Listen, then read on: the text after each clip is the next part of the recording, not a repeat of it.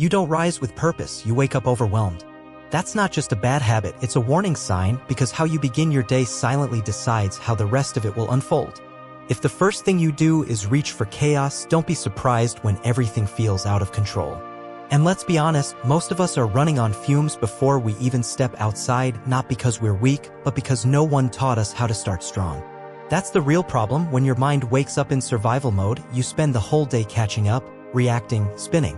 The Stoics believe that how you greet the morning is how you face the world. Epictetus said, first say to yourself what you would be and then do what you have to do. But you can't become that person if your day begins in digital noise and emotional fog. If your mornings feel like a race you never signed up for, heart pounding, mind spinning, pressure already boiling before your feet hit the floor, you're not just tired, you're misaligned. That anxious churn in your gut? It's not just a rough mood, it's a signal that your day is already slipping out of your control. And the worst part? You normalize it. You call it just how life is. But it's not. It's the silent killer of your momentum because when your first thoughts are stress and noise, you carry that chaos like a stain into everything, every text, every meeting, every move you make. So let's drop the mask for a second and admit the truth. Most of us don't wake up and crush it. We wake up and hit snooze. We scroll through junk. We check notifications we didn't even ask for. And by the time we're finally vertical, we're already behind. The day drags us instead of us leading it. Sound familiar? It's not because you're lazy, it's because your morning has no momentum. That early chaos, it's like pouring dirty fuel into a Ferrari. Of course you feel sluggish. Of course everything feels heavier. But here's the twist you've been waiting for. You're just a few small, deliberate choices away from flipping that script. A few powerful rituals can take you from drifting to driven, from scattered to focused, from exhausted to on fire. Marcus Aurelius wrote, "The impediment to action advances action." What stands in the way becomes the way. Your chaotic mornings aren't obstacles, they're invitations. And as Carl Jung once said, until you make the unconscious conscious, it will direct your life and you will call it fate.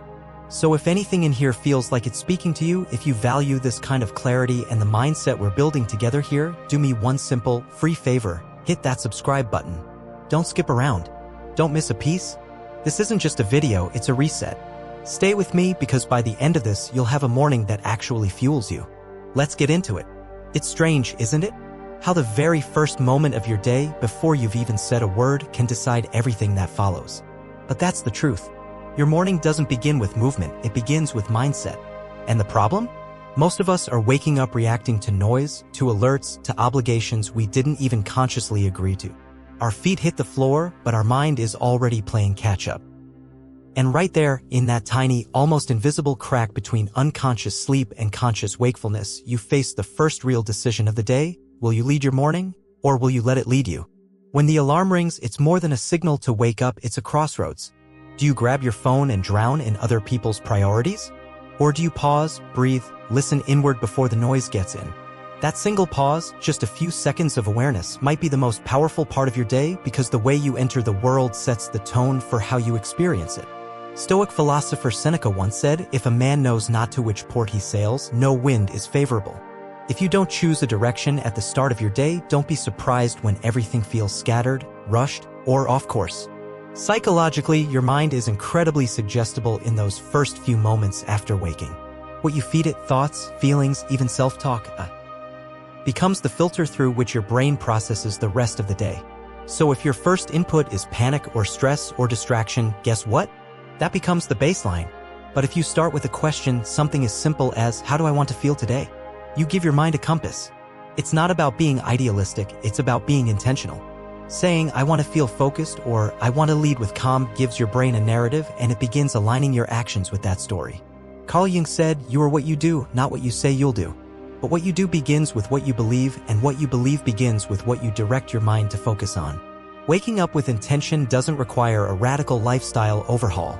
It doesn't mean waking up at 4 a.m. to meditate on a mountaintop. It's simply the act of choosing your inner posture before you take your first external step. The moment your eyes open, the clock starts ticking, but not just in the way we usually think. Those first few minutes aren't just the beginning of your day, they're the blueprint for everything that comes next. It's like this, whatever tempo you set in the first 10 minutes, your mind tries to match it for the rest of the day. Start rushed, you stay scattered. Start grounded, you move with quiet power. Yet most of us hand over that sacred space the second we wake up.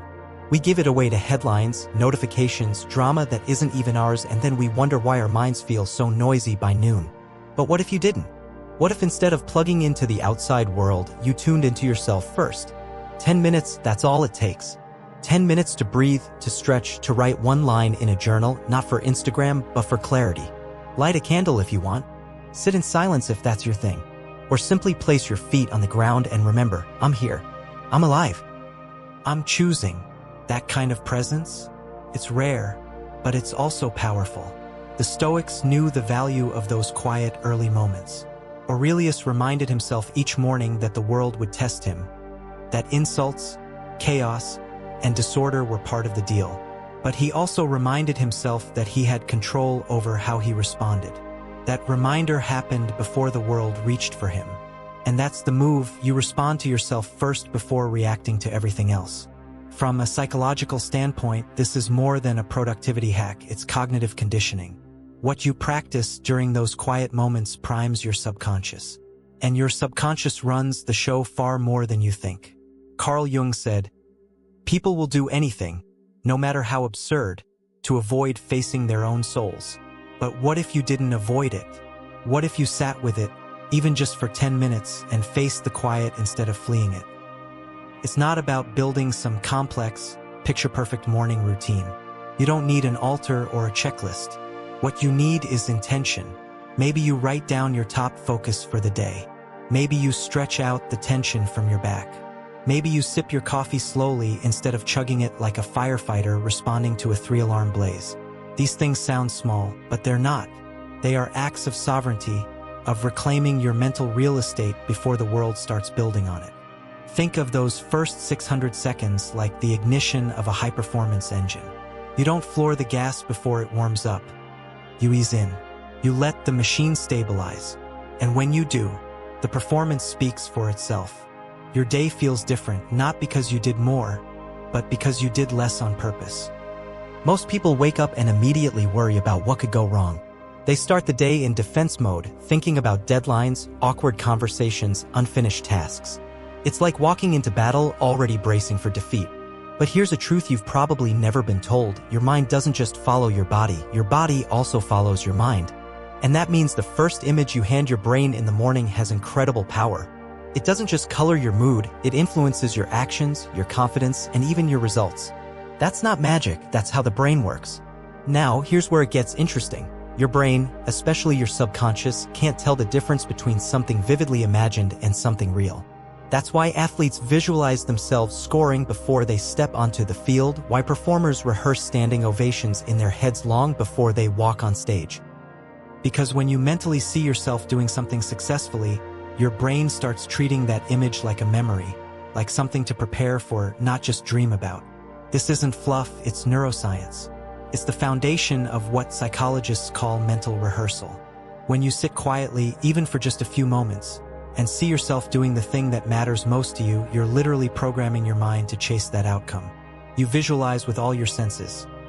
Feel the room, hear the applause, see the email confirmation, picture the version of yourself who's already done the work, already made the call, already finished the thing. You're not escaping reality, you're shaping it. The Stoics believed in the power of premeditation.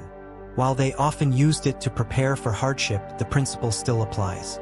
Visualizing outcomes, good or bad, equips the mind for what's to come. Seneca called it premeditatio malorum, the premeditation of evils. He imagined the worst to reduce its power. But what if you used the same logic in reverse to reduce the fear of success? To normalize achievement in your own mind so that it doesn't feel like a fluke when you finally get there? Carl Jung once said, your vision will become clear only when you look into your heart. Who looks outside dreams, who looks inside awakes. Visualization is exactly that. It's a practice of waking up your internal compass before the world distracts it. You're not waiting for success to show up, you're preparing to meet it. And that mental blueprint you create each morning becomes a guide your brain will subconsciously follow as the day unfolds. So here's the move. Tomorrow morning, don't just roll out of bed and roll into autopilot. Sit still. Close your eyes. Pick one goal, just one, and see yourself already there. Hear the voice of confidence in your tone. Watch the way you move with certainty. Feel the lightness that comes with follow-through. The more vivid, the better. The more emotion, the more effective. This is how you prime your mind to act with intention instead of reaction. You said you wouldn't talk to a friend the way you talk to yourself, so why give yourself the worst version of your own voice? Every word you say, even in your own head, either lifts you up or drags you back. It either builds momentum or reinforces doubt. There is no neutral. Your brain is always listening. And with enough repetition, it starts believing, so use that power on purpose. Try it tomorrow. Don't wait for your mood to catch up. Stand in front of the mirror and say something true. Even if it doesn't feel comfortable yet, say, I am in control of how I move through this day. Say, I keep promises to myself. You're not lying, you're leading. You're programming your mind to see you as someone worth following, and when your mind believes that, the world starts to believe it too. Most people wake up and immediately drown in a flood of tasks, notifications, obligations, a mental to-do list that's a mile long and somehow growing by the minute. And because there's so much to do, they end up doing nothing that really moves the needle. The day becomes reactionary, one distraction after another, one fire put out, another sparked. By the time the sun sets, they're exhausted but not fulfilled, busy but not better. The real problem? They never picked a win. They never chose something that mattered enough to focus their energy on, and when everything is important, nothing truly is. The solution isn't complicated, it's clarity. One single moment of intention can shift your entire day. Grab a pen, not your phone, not a mental note you'll forget by lunch, a pen and write down one thing, one win, one meaningful action you'll take that day. It doesn't have to be grand. Send the proposal, do the hard workout, have the conversation you've been avoiding. This isn't a checklist. It's a commitment, a declaration, a psychological line in the sand that says, no matter what else happens, this will get done. From a Stoic point of view, this is the essence of discipline. Choosing your focus, acting on your values, not getting lost in noise. As Seneca put it, if a man knows not to which port he sails, no wind is favorable. That written win? That's your port, it's the direction you're moving. Even if the world around you pulls in every other direction, that clarity becomes armor, and that single action, when completed, becomes your anchor. It gives the day shape, weight, meaning. Psychologically, this practice also taps into something powerful. Carl Jung spoke of the importance of integrating the unconscious into conscious life. He said, until you make the unconscious conscious, it will direct your life and you will call it fate. Writing down your one win brings your deeper intentions, the stuff you actually care about, out of the fog and into form. It moves them from wishful thinking into something real, visible, concrete. You no longer hope to do it, you've declared it, and your brain takes that seriously. The moment you write it, something changes. Your subconscious registers it as a target. Throughout the day, you'll feel a subtle pull toward completing it. That pull is momentum, and when you follow through, when you cross it off, you get more than a dopamine hit. You get proof that you can set a goal and honor it. That's how confidence is built, not in bursts of genius, but in small daily promises kept. And the best part? It stacks. Today's win makes tomorrow's commitment easier. You're not just writing tasks, you're writing identity. You're shaping a version of you who finishes what they start, who doesn't wait for inspiration or ideal conditions, who leads their day with purpose. There's always that one thing you know, the one. The task that lingers at the back of your mind, quietly draining your energy just by existing. It sits there while you scroll. It follows you into the shower. It whispers in the middle of your other tasks, making everything feel heavier than it should. It's not the size of the task, it's the weight of your resistance to it. And here's the uncomfortable truth, the thing you're avoiding isn't just an item on a list, it's your mental anchor. It holds you down even when everything else seems in motion, and yet we dance around it. We warm up with easy wins, fill our mornings with productive procrastination, pretending to be busy while avoiding the one thing that would actually move the needle. But if you've ever powered through that tough email, hit that brutal workout first thing, or had the hard conversation before noon, you already know the secret. It sets you free. That task, as uncomfortable as it might be, holds the key to unlocking your momentum. From a Stoic perspective, this approach isn't just practical, it's foundational. As Cleanthes wrote, "Lead me, Zeus, and you destiny, to wherever you have assigned me. I shall follow without hesitation." The Stoic didn't wait for the right mood to face challenges, they walked toward them. They understood that clarity and power come from meeting difficulty head-on, not avoiding it. That mindset didn't just build toughness, it built peace. Because once the hard thing is done, everything else feels easier by comparison. Carl Jung explored this same idea through the lens of integration. He said, what you resist not only persists but will grow in size. When we avoid what we fear or dislike, we don't escape it, we amplify it. But when we confront it, especially early in the day, we reclaim that space in our minds. We reduce its power. The resistance evaporates, and what's left in its place is a kind of focused calm that no amount of planning or journaling can replicate. This isn't about punishment. It's about freedom. Tackling the hardest thing first means you stop letting it drain you from the background. You take the tension and flip it into fuel, and the ripple effect is real. You move through your next task faster. You speak more confidently. You make decisions more clearly. Why? Because you've already proven to yourself that you can do the thing you least wanted to do. That self-trust shows up in how you carry yourself. So don't wait for motivation to magically appear. Don't give yourself the illusion of productivity by doing all the easy stuff first. Pick the one thing that's weighing on your chest and deal with it first. No warm-up, no debate, just step into it. Action before avoidance. The rush you feel after? That's not just relief, that's clarity. That's alignment. That's your energy no longer held hostage by hesitation. And the more often you start your day like that, the more your identity shifts. You stop seeing yourself as someone who avoids pressure and start seeing yourself as someone who performs under it, someone who doesn't flinch, someone who finishes. Comfort is sneaky.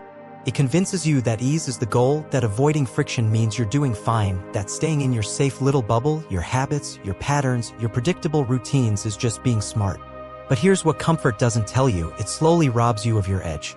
The more you protect yourself from discomfort, the more fragile you become, not just physically, but mentally, emotionally, spiritually. Because growth doesn't come from what's easy, it comes from what stretches you. You don't need chaos to evolve. You don't need your life to fall apart for you to rise. What you need is a challenge, a chosen one you pick deliberately while you still have the luxury of choosing.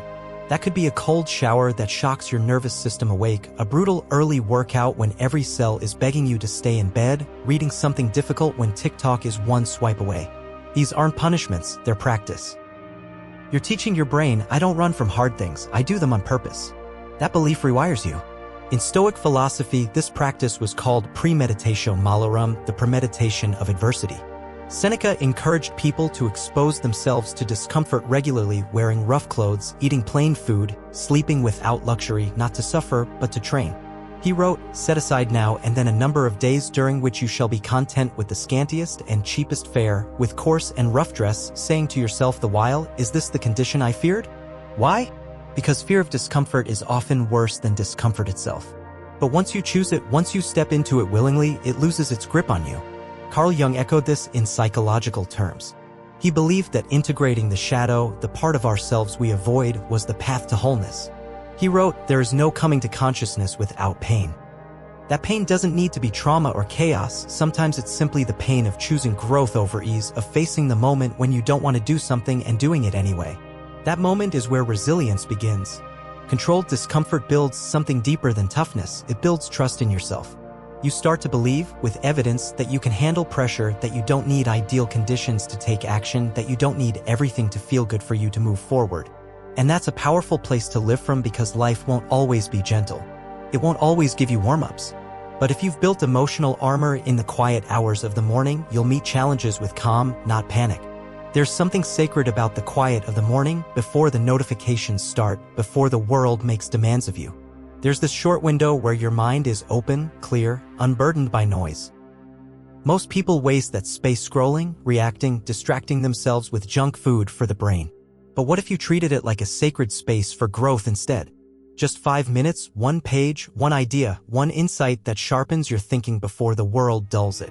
You're not just preparing for your day, you're preparing your mind for the long game.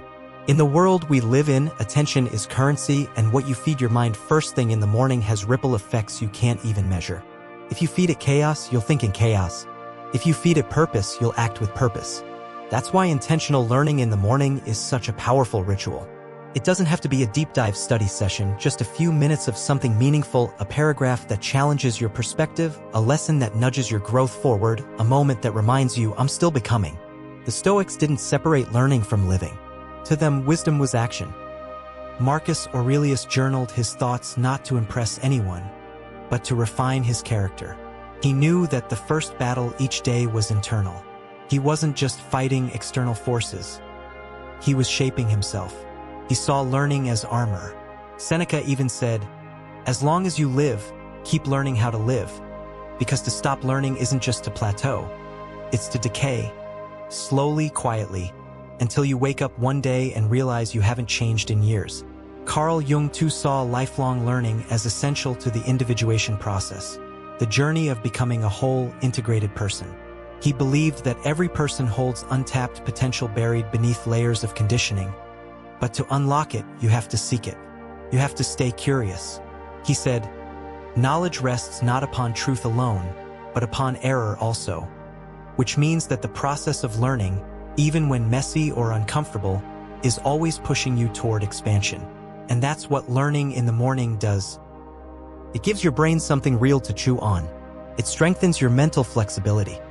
It makes you more adaptable, more insightful, more prepared, not just for meetings or deadlines, but for life itself. Because the person who learns every day becomes harder to shake. They don't get stuck in old stories. They don't fear change. They pivot because they've trained for it. So tomorrow, don't let your first thoughts be noise. Choose your first input with intention. Read a paragraph from a classic. Watch a 5-minute tutorial. Listen to a thinker who challenges your worldview. Don't just consume, engage. Take notes, reflect, ask, how can I apply this today? Because it's not about stuffing your head with facts, it's about feeding your mind with clarity. And clarity in a world full of confusion is a superpower.